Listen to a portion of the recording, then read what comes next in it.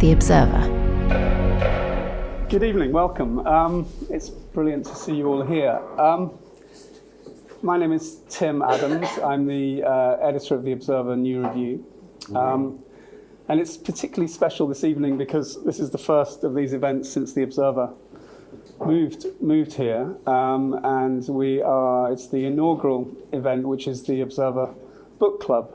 The idea being to bring alive our books pages to an audience, all of the great ideas and debates that we have, but also to bring the writers that we care most about and are most interested in into our newsroom. Our little bit of the paper is actually behind these bookshelves, but it's a bit dustier and a bit more full of manuscripts than this. But it's a brilliant start for us to have George here. We couldn't have wished for a better person to kick off this event.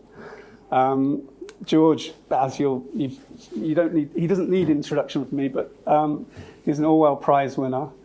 He's over decades been an extraordinary voice on the environment, campaigning. His activism has been an example to every journalist in this country, I think. And he's also the author of several landmark books. The latest of these is this one, which is The Invisible Doctrine, which is what we're going to talk about later. We're going to hear what the invisible doctrine is, and we're going to examine why it's invisible and why we should care about that. I should say this event, I don't know if most of you have been to these events before, probably, but it's a collaborative event. The famous editor of The Observer, David Astor, used to say that journalism is too important to be left to journalists, and we're very keen on this occasion for you all to sort of partake in this conversation. If you want to indicate, put your hand up, cough, shout, whistle, whatever. I will try and bring people into the conversation because I'll start by talking to George a little bit, but please interact. So we should start, I think, by you describing to us what the invisible doctrine is, George. Right. So it's the dominant philosophy that has affected our lives for the past 40 or more years. Oh, by the way, hello everyone. Thank you, Tim. Yes. Hey. And this philosophy is called Neoliberalism, and it's becoming more of a term, more of an understood word, but it's still much too little understood, and we don't really, I think most of us, have a grasp on what exactly it is, how it limits our political choices, how it changes our lives, and how it paves the way for fascism. It's an old set of ideas which were really formulated in a coherent way for the first time in 1944 with the publication of two books, The Road to Serfdom by Friedrich Hayek and Bureaucracy by Ludwig von Mises. And what they were saying, in effect, is that there is a natural order of human beings. There are the enterprising, deserving people, and there are the unenterprising, undeserving people. And any interference in the discovery of that natural order will lead to a weak society that is prone to tyranny. So any government attempt to change social outcomes, such as taxation and redistribution, such as an economic safety net, the welfare state, such as strong publicly funded services, such as trade unions, such as indeed political choice, interferes with that discovery of the natural order and will lead inexorably to tyranny. That the welfare state, the Keynesian social democracy, benign as it might first appear, will end up with Stalin or end up with Hitler. Classic example of the slippery slope fallacy. And these ideas at the time were deeply unpopular because we were, as Richard Nixon later said, all Keynesians then.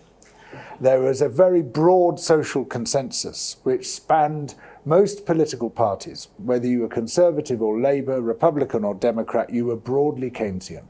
You accepted the logic of spending money into the economy, stimulating demand by doing so, raising wages, creating a consumer class.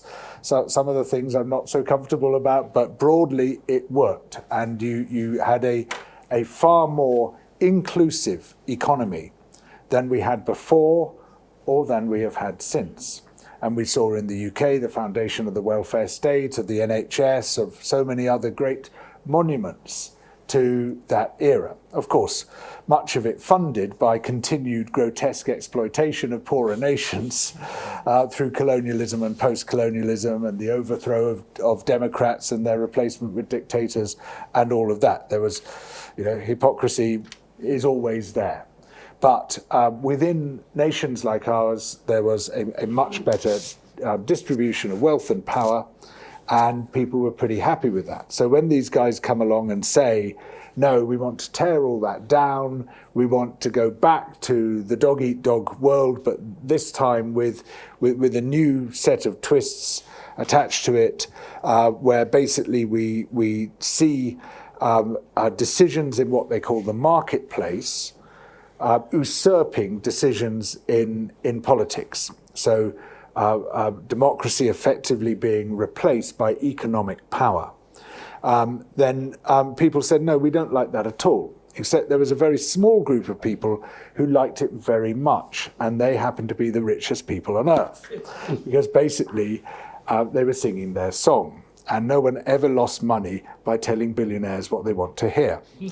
So, and these very rich people, including literally some of the richest people on earth, the Elon Musks of their day, plus some very large corporations such as DuPont and General Motors, and many others, Coors Brewing and lots of others, absolutely loaded this new movement with money.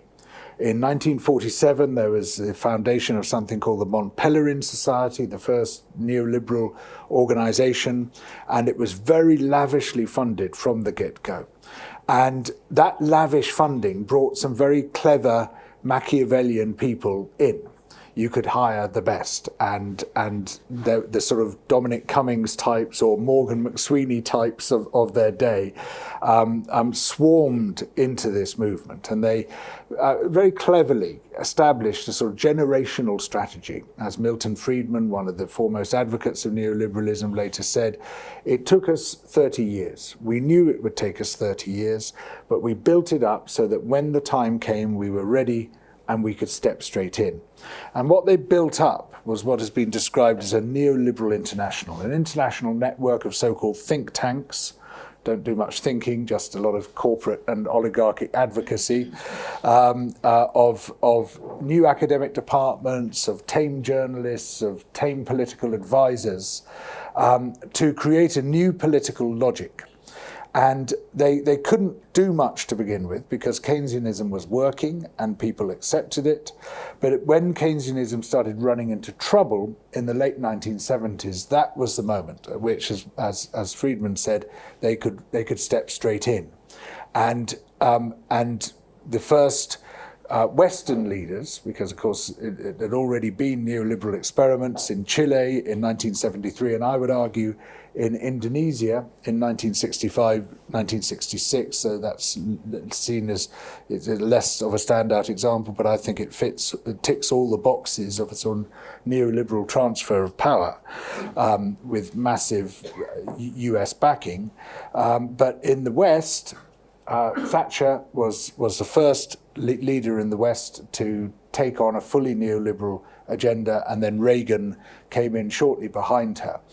And because by then they had deliberately dropped the name and tried to create the impression that this was just a natural law. The way we describe things is just the way we are. It's like gravity, it's like evolution. It doesn't require a name because it isn't an ideology. We didn't know what to call it, so we called it Thatcherism or we called it Reaganism. But it was the same in both those places and then increasingly in many others. But the real triumph of neoliberalism was to capture not the Conservatives and the Republicans, but Labour and the Democrats. And we've been living under a neoliberal hegemony ever since. Do you think, we've reached a new stage of that? We're witnessing the spectacle of the richest man in the world laying waste to kind of American civil society. One of the themes of the book is that these people have sort of always been behind the scenes almost. They're now emboldened really to step out front and centre. Does that feel like a different phase of this to you? Yes. Now Quinn Slobodian, in his very interesting new book Hayek's Bastards, argues with some great title. Bastard got that one.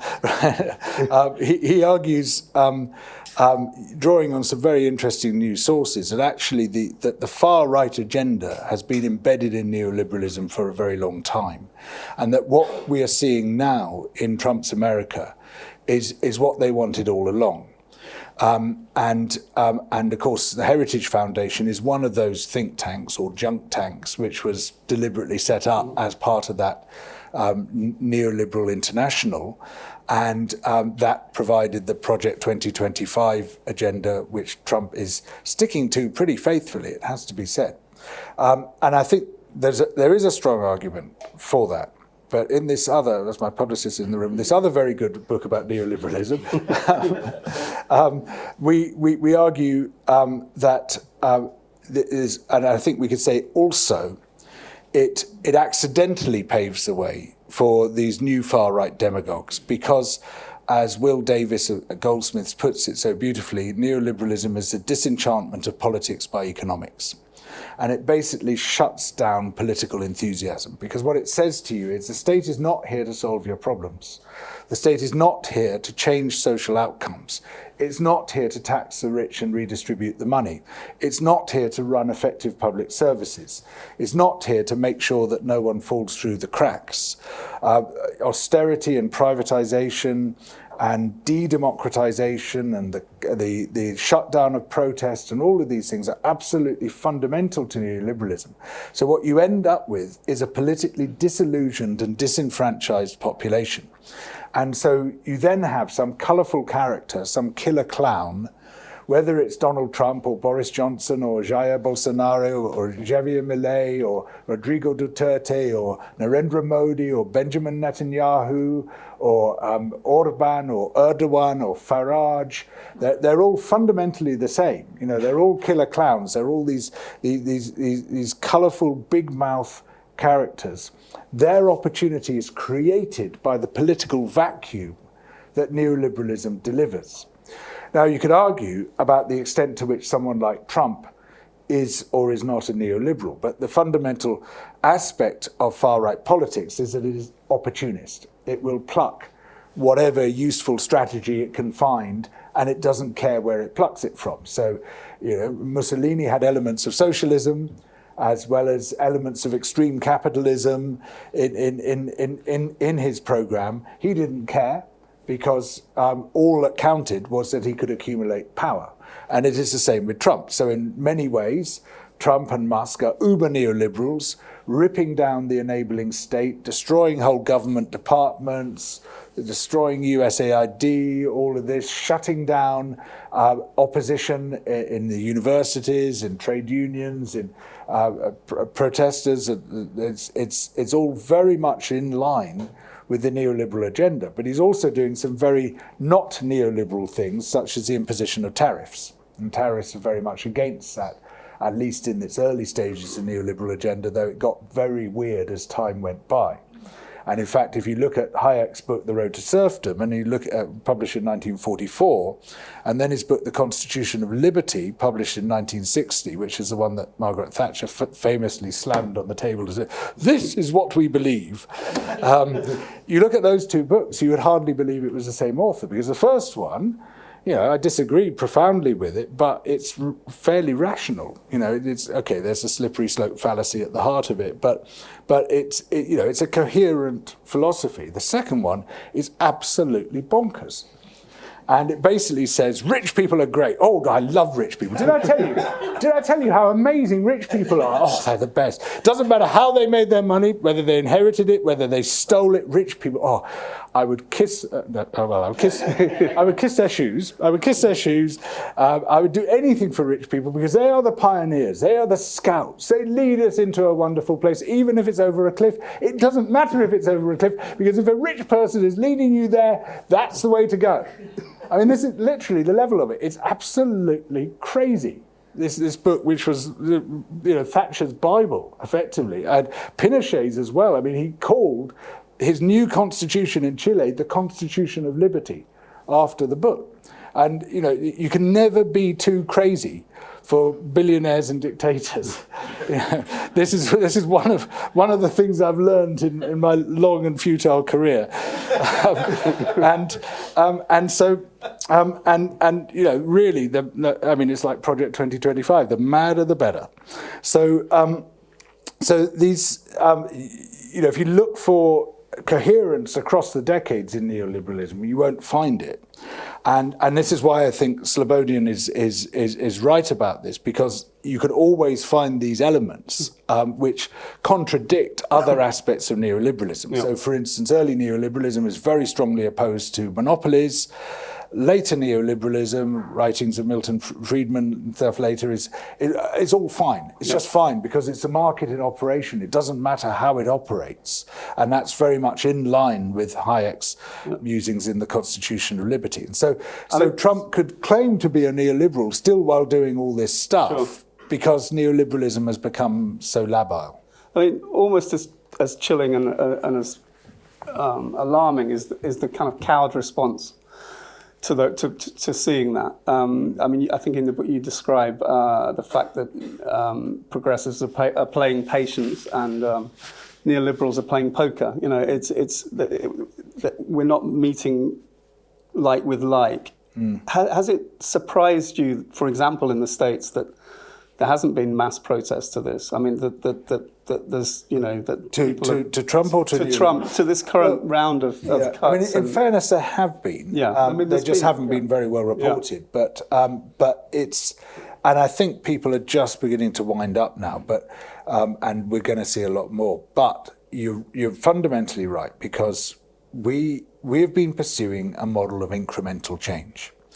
And first the neoliberals and now the radical right have been pursuing a model of systemic change. And systemic change is the only thing which ever works in politics.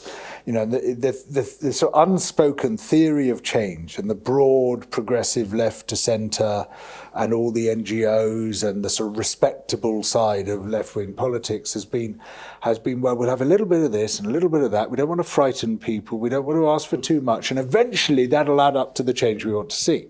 Well, no, it doesn't. Incremental change just does not lead up to systemic change. It's operating at completely the wrong level. But also, while we're pursuing this incrementalism, the other side is grabbing everything. And we have no response to that because we're not thinking on the right level. And there's a lot we can learn from the neoliberals. And one of those things is that big strategic systemic thinking where they quite deliberately set themselves the task of saying, how are we going to change everything? Mm-hmm. How are we going to rip down the pillars of acceptable politics and replace it with something completely different? And how are we going to do this across the period of 30 years? The advantage they had was loads and loads of money. But what that money bought above all, I mean, it bought loads of stuff, but above all, it bought some very good strategic thinkers. And we have been missing that. And as a result, we have been almost speechless when faced by these huge changes, but also by huge opportunities. So the 2008 financial crisis, that was the opportunity for us to step in and say, right, here's the other way. Sure. But we had no alternative narrative. We hadn't even bothered to develop one. We didn't recognize the need to develop. Well, there was that terrifying moment where, in the height of that crisis, when everyone was thinking, I need to save my money, the politicians were saying you have to go out and start spending again. Yes. That was you have to be a consumer. And Yes, that was exactly. left-wing policy. Exactly, and the only left-wing responses were, well, maybe we should have a little bit less neoliberalism, just a tiny, if you don't mind, or maybe we can go back to Keynesianism. Hey, there's an idea, and of course, the capital had learnt how to bust Keynesianism by then, by ripping down foreign exchange controls and ripping down capital controls. They vitiated Keynesianism. Is that how you say it? How do you say it? Anyway, I don't know. Sounds like they sucked the life out of Keynes. They did it in. They kicked its head in. Is what I'm trying to say.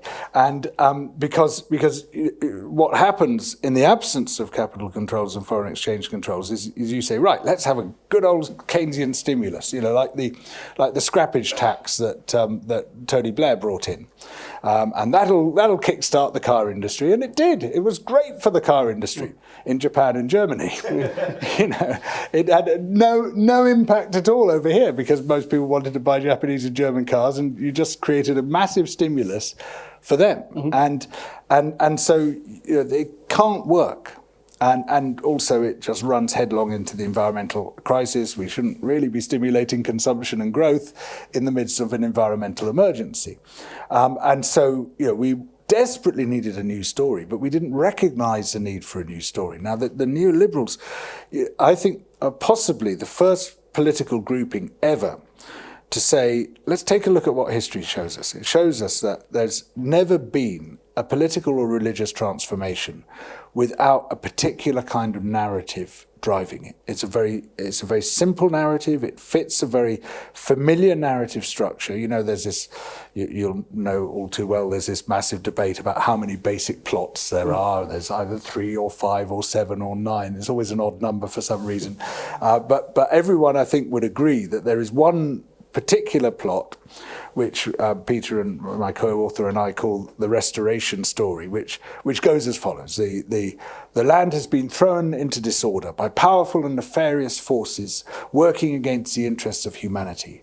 But the hero or heroes will rise up against those forces, against the odds, overthrow them, and restore harmony to the land. It's the New Testament, it's Harry Potter, it's Lord of the Rings, it's Narnia. You've heard it 1,000 times, right? This story. And it's also the decisive story in politics. And if you can tell your political story using that structure, then that gives you a great advantage over people who can't do that. Mm-hmm. And Marx told that story. Hitler told that story. Keynes told that story.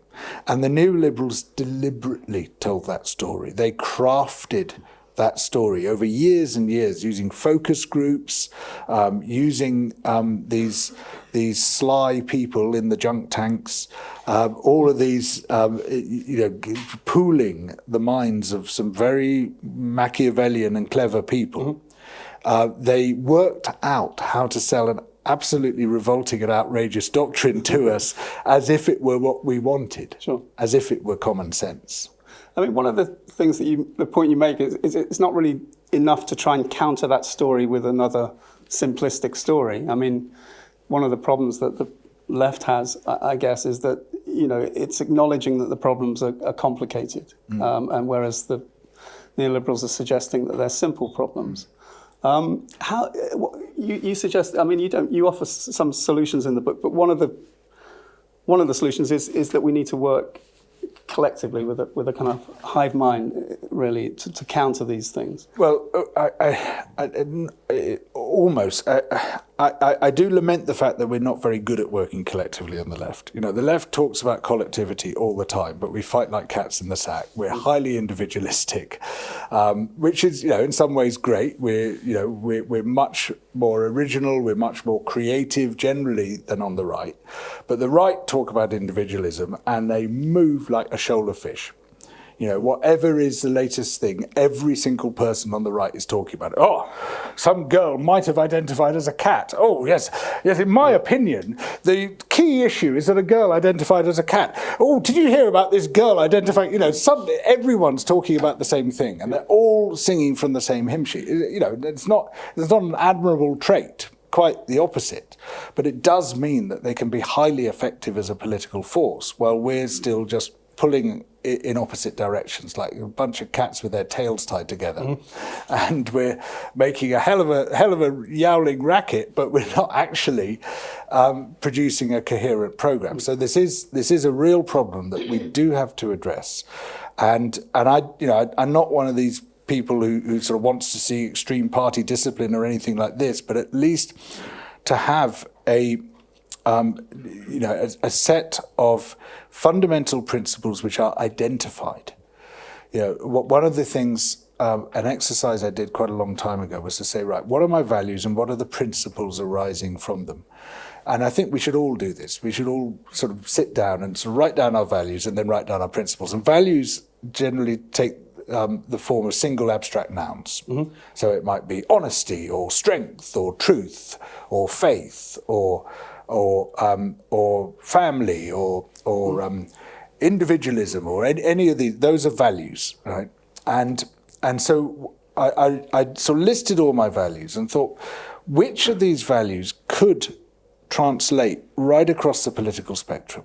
Which of these values could appeal to people regardless of where they are placed? Empathy, not so much. Altruism, I don't think so. You sort of go through them, and there are not many which would appeal to the right, but the one which seemed to be absolutely universal is belonging. And belonging is a fundamental human need, and in different ways, left and right and centre politics all seek to appeal to belonging. But the left and the centre are really crap at explaining that they're appealing to belonging. Whereas the far right is really good at explaining that it's appealing to belonging and says, are you a lonely young man? Are you alienated? Are you isolated? Is everyone against you? Come and join us and we can all be the same. And we can all wear the same uniforms and march to the same music and give the same salutes and chant the same slogans. It's a very horrible, exclusive form of belonging. But the counter for that is an inclusive form of belonging. And if you're promoting belonging, I think that's the only way you're going to reach those alienated, isolated people before they fall into the clutches of the far right. And the only way you can start to build a platform which could potentially appeal to everyone who isn't already completely committed to a political position. So Peter and I, we promote a politics of belonging, which it draws heavily on experiments in participatory and deliberative democracy.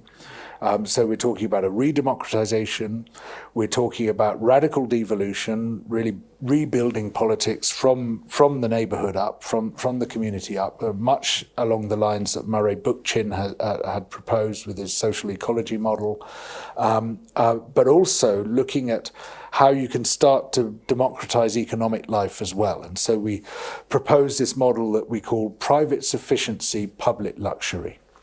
That if we want to seek luxury, well, the aspiration to private luxury is always a lie. Only a few people will ever be able to achieve it because capitalism is an exploitative system.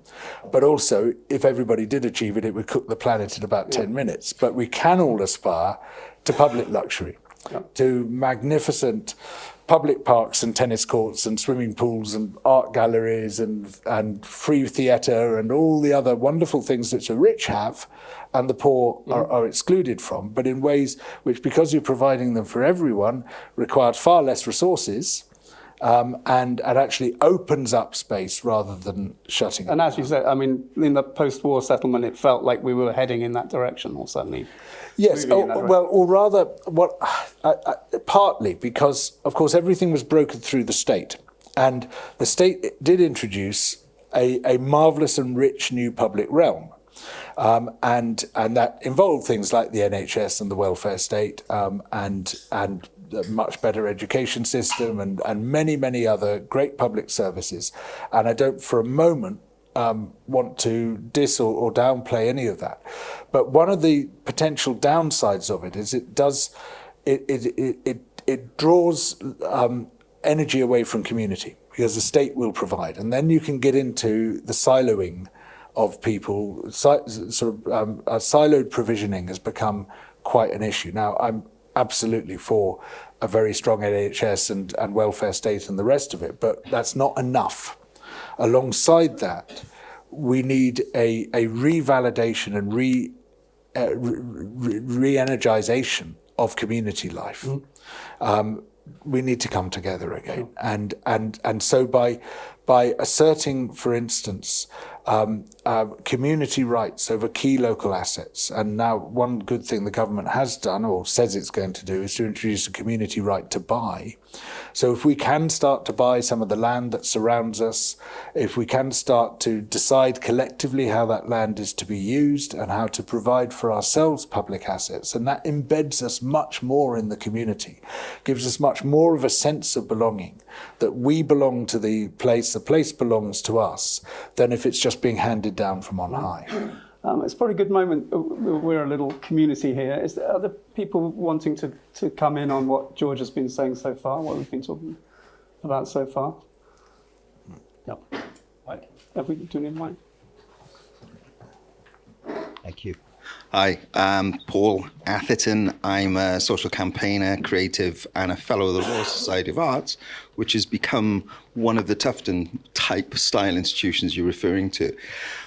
One of the interesting things you raise in the book is Thatcher's quote about there being no such thing as society. And I was intrigued by what you're describing now, because when I read that first off, it sounded to me as she's saying exactly the same thing as you're saying, is that there isn't an ephemeral thing called society. The only way of enacting things is to come back to how you behave to your neighbors, and how you work as a community and what's around you. And one of the things I think is really struggling with Britain at the moment is that, as you say, we're not working in those communities at the moment. We're individualistic to a level that seems past anything that we've been in our history. And I'm curious, John Alexander and Citizens Movement has kicked up, Kate Raworth, Donut Economics is throwing around. So there's loads of all these groups that are nurturing these ideas. But how do you get a unified voice into the public sphere when the owners of the papers and the newspapers and the broadcasters, which is how the neoliberalist idea is pumped through consistently and continually, how do you challenge that without having that same medium? Thank you. No, very interesting question. Thank you for that.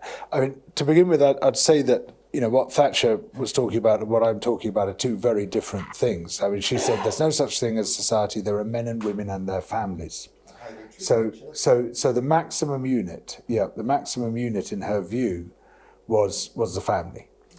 And you know, we see the sort of prime potential unit for mobilization as being the local community, but it doesn't have to be a local one, it can be a community of choice also.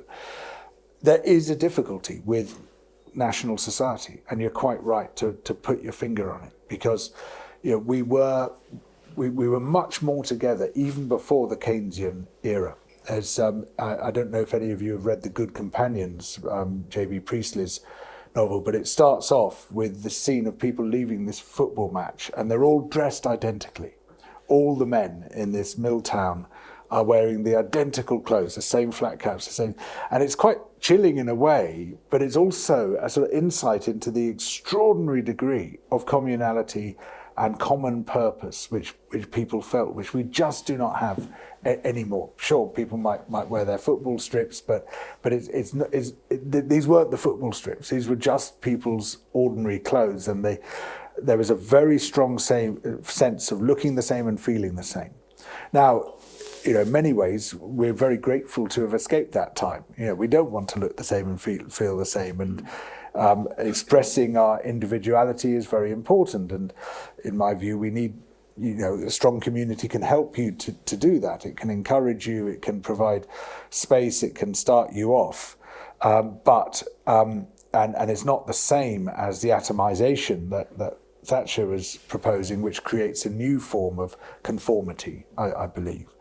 But we have lost something at the same time, and we've lost that sense of common purpose, we've lost that sense of social purpose, and you're absolutely right that both the legacy media and of course social media now have deliberately split us apart. And the whole point of culture wars is to split us apart even further, is to distract from the failures of capital, from the failures of the ruling classes, and to put us at each other's throats instead. It's the oldest trick in the book. The Romans perfected it, and politicians keep returning to it and returning to it. And my hope when social media first emerged was, well, this will be our way of coming back together. I mean, it was like fantastic. We could all talk to each other directly without any intermediation. Well, have you completely abandoned that? Do you think social media is sort of gone forever in that sense? I don't think so. I mean, I'm enjoying using Blue Sky now, having fled Twitter in January, and it's, you know, it's still got a sort of sense of a good place to exchange ideas, and to test ideas, to exchange information, all of that stuff. It doesn't really build community, though. I don't know about Mastodon. I haven't really tried it out, but it can help. Mm-hmm. It's never going to be a complete answer, of course, and my sort of final part of my answer to you is that the strongest and most powerful medium of all is the one which has always been the most powerful medium of all, which is word of mouth. And it's that connection, that direct connection you have with a real human being. And so a really important part of political transformation is to get people into a place where they can meet each other again. One of the things I'm beginning to work on with friends in my own community is to set up community dinners. We were inspired by The Old Oak. I don't know if you've seen the Ken Loach film, and it's, you know, when it was working in the film, it was just a fantastic way of bringing people together. And of course, many people have done it in real life, and it really does seem to work, where it's open to everyone. No one need bring anything, no one need pay for anything. Those who can provide food, and those who can't come along and help to eat it. And it is a really great way of bridging divides. You know, as some of you will know, the word companion comes from the Latin companes, with bread. It's fundamental, eating together, and eating apart is one of the things which is very unusual. It's like, you know, almost no previous society has ever done it. It's a really, really weird thing to do, but it's become completely normalized. And it's one of the things which has helped to atomize us. So we've got to create the opportunities, the spaces where we can use that most powerful medium and discover what we have in common once more. Do you, I mean, you've spoken in the past, I mean, and you mentioned earlier on that it's a sort of, sometimes feels like a very futile exercise, your life's work. You know, it's history's not going your way. It would be fair to say. I think that would be fair to say. You know, there was that memorable occasion where you broke down in tears on the TV. How do you guard against kind of despair? How do you? Well, yeah, as you say, I don't always. I mean, most of the time I do, but through fairly unhealthy ways, sort of dissociation, effectively. It's like, you know, here's my working life. Well, think about this stuff, and then I stop and don't think about it and pretend it's not happening. I find myself now ignoring issues which I'm not directly involved in, I'm not writing about, I'm not campaigning on. If they're not in that immediate circle, I shut them out and pretend they're not happening, because I can't cope with any more than I'm focused on. And so people sometimes get angry with me, say, why have you said nothing about this? And the fact is, I just can't, it's too much. Yeah. It's too much. I can't take on all that. I mean, not that, you know, any one person could take, you know, it's always part of an ecosystem of change. You know, if you're going to be effective, you have to be just one small part of that ecosystem, and you need to be bringing in people with a whole load of different skills. At the same time, you know, and as someone who's looked at various political revolutions, political movements over the centuries, it can seem completely hopeless, and then suddenly can flip, a new opportunity arises. And if you are equipped to take advantage of that opportunity, then you can achieve remarkable things in a very short amount of time. What worries me most is that we are not equipped. We are not being strategic. We are not laying down those clear principles which people can gather around. And in fact, we're not even clearly identifying our values and building on them a movement which is ready to move into that space, much as Milton Friedman said that the neoliberals did. These things, good things don't happen by accident. You can have an opportunity which allows good things to happen, but that opportunity can be seized by bad things very easily if you're not ready, if you haven't prepared to take advantage of that moment, and we are currently not ready. Do people in the audience have ideas about what those principles, how would you articulate? Is there any hands going? Yeah. Sorry, I don't have an answer, but I have a question. That's fine. I thought you were going to sort us all out there. It is related. So the point about inclusive belonging, I think it's a lovely idea. But you talked about that sort of single narrative that comes back again and again and again. And those narratives typically have heroes and villains. So my question to you is, do we need villains in this story? And if we do, who are they and what do we do about them? Thank you. Another great question. Well, yes, we do need villains, and happily, we don't have to invent them. My sort of simplified narrative would go something along these lines. The world has been thrown into disorder by the powerful and nefarious forces of neoliberalism, persuading us that we are all individuals entirely separated from each other, that there is no such thing as society, that our highest role in life is to fight like stray dogs over a dustbin. But that is not who we are. And the heroes of the story, the ordinary people of the land, who recognize their humanity, who recognize that we are better people than we are told we are, that we might have some selfishness and greed in us, but as endless experiments have shown, those are not our dominant values, unless we are psychopaths, who unfortunately are in charge. We will come together around our powerfully articulated common aims, around a set of values and a set of principles arising from those values. And we will create a movement big enough, despite the fact it seems very much against the odds now, a movement so big that it becomes inevitable, that it overthrows both the neoliberals and their bastard children on the radical right and restores harmony to the land. And I don't think this is an implausible scenario at all, but it does depend on us breaking the social ice, breaking the political ice, and beginning to come together in ways which are no longer brokered by the major parties. And this is a huge disadvantage that we face, that we used to have parties who could articulate and broker public sentiment. And the Labour Party was a classic example of that. Of course, it arose from the Labour movement.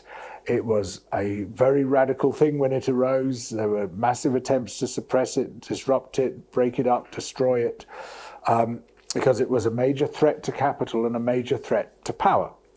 And neoliberalism was partly a response to socialism and to communism to prevent any chance of them getting a secure foothold in society. But unfortunately today, the Labour Party has become entirely neoliberal. It's committed to austerity. It is absolutely failing to reverse the majority of Tory policies. And it seems incapable, even when faced with its likely annihilation if it carries on this course, it seems incapable of changing that course. It seems it would rather keep the Daily Mail happy than win the next election. A quite remarkable position in which to find itself. And so suddenly, those who would naturally gravitate around the Labour Party don't really know where to go. The Greens are a potential alternative. And they've got some great policies. They've got some great people. They're not very bold about presenting those policies and appealing are far beyond their base. They're beginning to definitely to spread, but there's much, much further to go. And so, have you ever been tempted to be involved, direct line politics in that? I'd be just totally useless at it. I've got a very limited skill set, and I'll just stick with that. But no, it's I would be so hopeless at it. But and I greatly admire people who are able to do it and stick with it. But you have to really want to do it. You have to really have an instinct for it. It's not something you can take on for fun. And because it requires extraordinary persistence and resilience to pursue a political career. But where I'm getting to with this long and rambling and incoherent answer is that we maybe will have to build movements which don't relate directly to any political party, because that structure is not there for us at the moment. And so this is a big challenge. But here is where we can use digital technologies in that part of the reason you needed the political parties to bring you together and to articulate your concerns is that you didn't have those digital technologies, and there weren't many other ways of pooling your politics. Well, we heard mention of a couple of people before who are sort of finding ways of pooling ideas, pooling politics, gathering movements together. There are many, many others. And we need to build on those rudimentary forms of organisation and build as fast as we can. Any other thoughts? Yes, down the front. Yes, thanks. Hi, George. Thank you very much. I was just talking to my new friend here that I met today about... That's the beginning, you see. That's where it starts.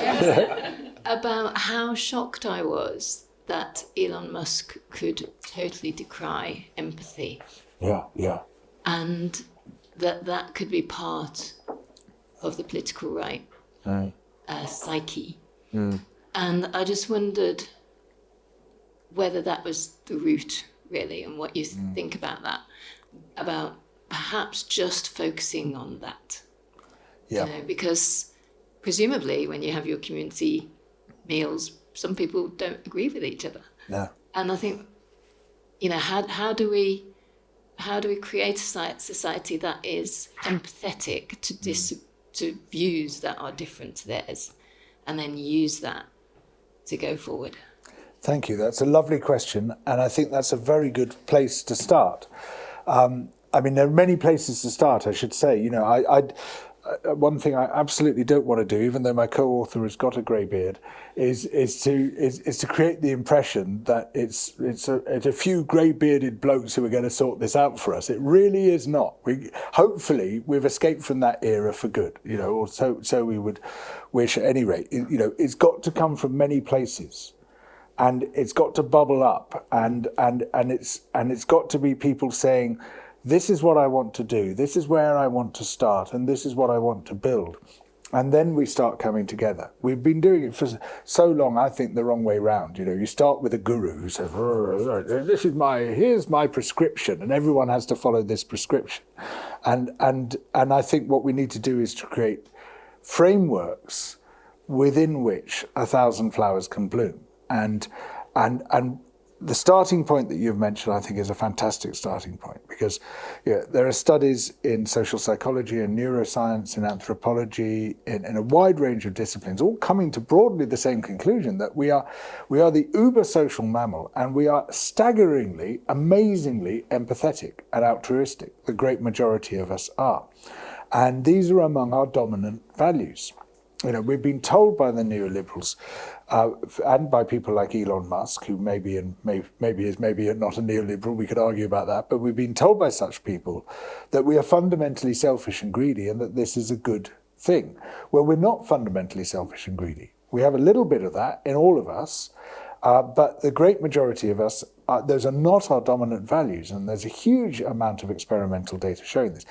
There is a group of people whose dominant values are selfishness and greed, about 1% of the population, and we call those people psychopaths. And broadly speaking, we are a society of altruists governed by psychopaths. And that is more or less where we've gone wrong. So, we are the majority, but people with empathy, people with altruistic feelings, people with a sense of inclusive belonging, people who are fundamentally kind, who want a better world for themselves, but also for other people. We are the massive majority, but we keep being dominated by this weird minority. And Elon Musk is basically saying, I'm a psychopath and I'm proud of it. That's what he's saying. That's exactly what you say if you're against empathy. That's the definition of a psychopath, is someone with no empathy. And interestingly, Hitler made an almost identical statement to the one that Musk made about how empathy was the rot of society and it has to be stamped out. And that leads to weakness and all the rest of it. It's the psychopath's creed. But you're right, pointing that out and pointing out that is not us.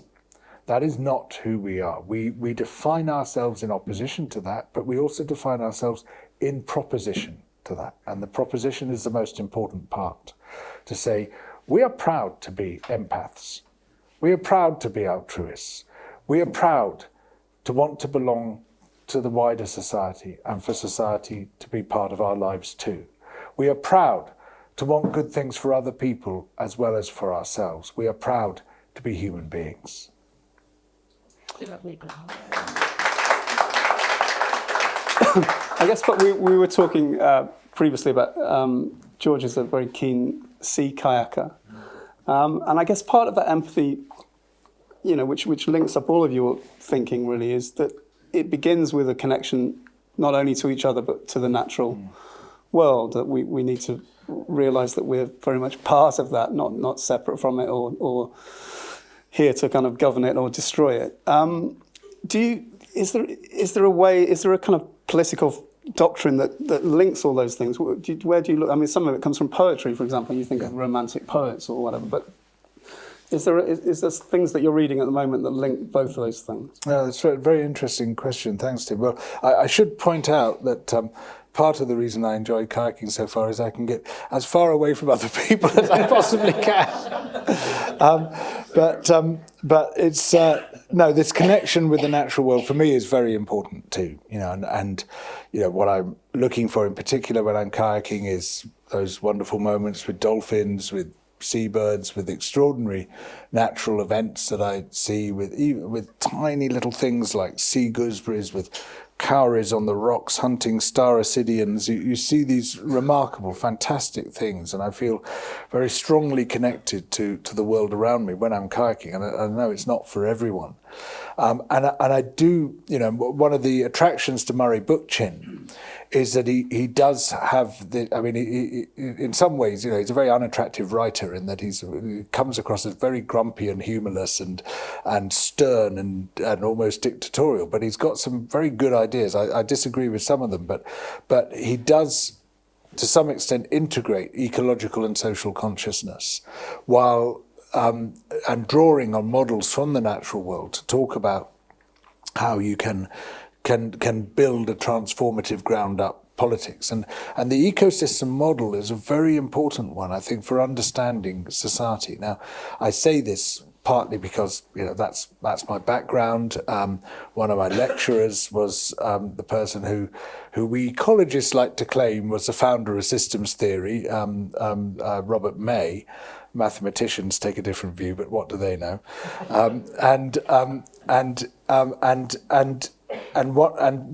What he was able to demonstrate is the fundamental principles of complex systems, and those principles govern much of social life as well as ecological life. So society is a complex system, and it has many of the most potent characteristics of a complex system, including emergent properties, including tipping points, including hysteresis. It's harder to reverse a change than it is to create the tipping.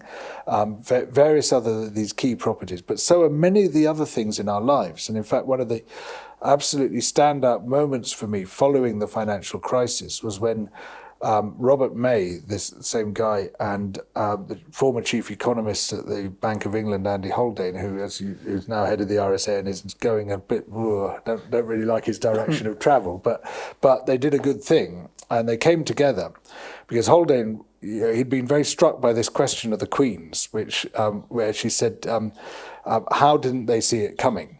Or something like that. I can't remember the exact form of words, but why did no one see the financial crisis coming? And no one could give her a good answer.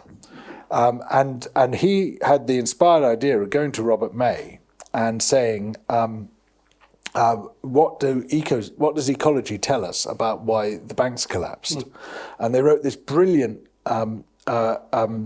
paper called Systemic Risk in Banking Ecosystems, drawing on these the sort of ecological discoveries of how complex systems work to explain why the banks collapsed. And it's the only coherent explanation I've ever seen of what happened. And Haldane then went on to give a speech to the Bank of England, a very good speech, putting a lot of this in layman's terms and adding some interesting details. And the same principles are there across so many of the things that are important to us. I mean, basically everything of importance to us is a complex system. The human brain, the human body, human society, every ecosystem, the oceans, the atmosphere, the ice caps, they're all complex systems. And they all operate on almost identical principles, but almost none of us are taught those principles, either at school or at university. You know, you have to do a specialist degree to be taught how complex systems operate. You'll be taught about complex systems, but you'll be taught about them as if they were simple systems with circuit diagrams and flowcharts, but they're completely different principles on which they run. And it's partly because we don't understand those principles. So paradoxically, the principles of complex systems are quite simple, but because we don't understand them, that A, we don't know how to operate within them and make the systems work for us, but B, we're constantly taken by surprise by their behavior. One of the key aspects of neoliberalism is that neoliberals understood complex systems. And they were very clever about this. They got in there very early. As soon as systems theory began to be developed, the neoliberals were onto it. And they said, right, how do we then tip society? How do we reach that tipping point and flip society into a new equilibrium state? And that is exactly what they did. And once it was flipped, then this principle of hysteresis kicks in until you could, paraphrasing the former Richard Nixon remark, you could say we're all neoliberals now. But what that tells us is that if we get a grip on systems theory and have this much more coherent basis for building, we can flip the system too. Good. And one last question. Somebody who knows how to flip the system. I do. Yes. Yes, you're probably set up now, aren't you? Okay, I'll frame this in a bolder way than I would like to normally. Do you then think, considering that the climate change mitigation community would be one of the best well-versed in systems thinking, would it be a failure, perhaps, of the climate community? That is not an argument that seems to be as pervasive as maybe it could be these days, to flip this script, as it were, on systems thinking and kind of counter, the neoliberal movement. Thank you. Yes, so I think there's a lot to be drawn on from environmental movements and climate movement in particular. One, because scientific principles run through these movements, and it has to be said that until you get a grasp of certain basic scientific principles, it is hard to know what to do, because we're faced with a society which is in many ways best described by science. Certainly many of the challenges we face are best described by science, not least climate and environmental breakdown.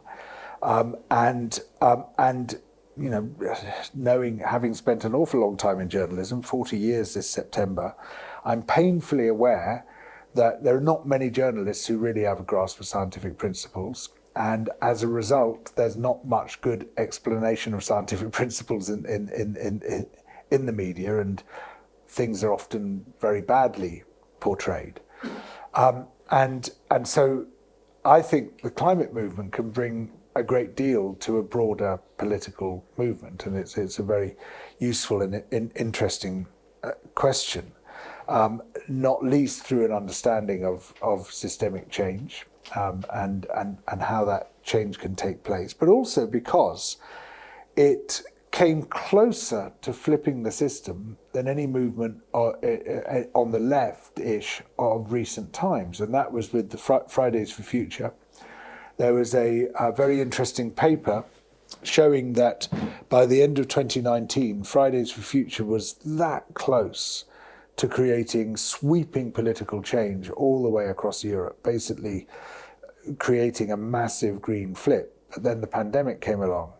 It shut it down effectively. Everyone had to go home, and we came out of the pandemic with a completely different politics. And in fact, the far right was able to mobilize that politics very effectively, building on conspiracy fictions, which are the fuel of far right politics, to bring us into a totally different space. But we were very nearly there. And we demonstrated a model of organization which really works. A lot of it was driven by young people, but it doesn't have to be driven by young people. We shouldn't be dumping it all on them to sort out the mess we've made. We need constantly to be drawing on every source of inspiration and commitment that we can. We need to be constantly aware that our opponents are always finding ways to shut us down, and we've seen this whole new tranche of anti-protest laws since the pandemic, because Fridays for Future and Extinction Rebellion and Just Stop Oil and Insulate Britain terrified the living daylights out of them. Oh my God, we might get political change if things carry on like this. Let's stop that from ever happening again.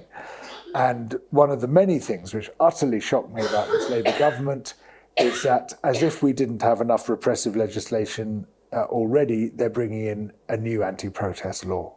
Quite extraordinary. Absolutely staggering. And has received almost no coverage, which is even more depressing. But, we fight on. And our political ancestors have fought under far tougher conditions than those that we face, where you didn't just get arrested, you got killed. And they have triumphed even in those circumstances. So yes, we draw on what we have.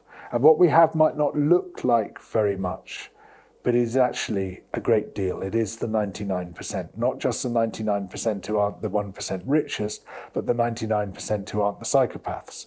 More or less the same thing. The Venn diagram is more or less a circle at this point.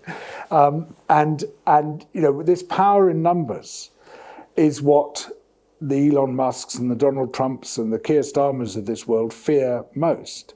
And this is why they're constantly trying to atomize and rule. They're constantly trying to break us up, to stop us coming together, to stop us expressing that power. You look at what your opponent most fears, and that is the thing you emphasize. That there is such a thing as society. There is such a thing as community, and we are going to build it, and by building it, change the world. That's all we have time for. But we're going to carry on for a bit. George is going to sign some books here, and you can chat and talk to George, talk to each other. But it's been an enlightening and inspiring hour. So thank you, George, and thank you all for coming. Thank you, everyone.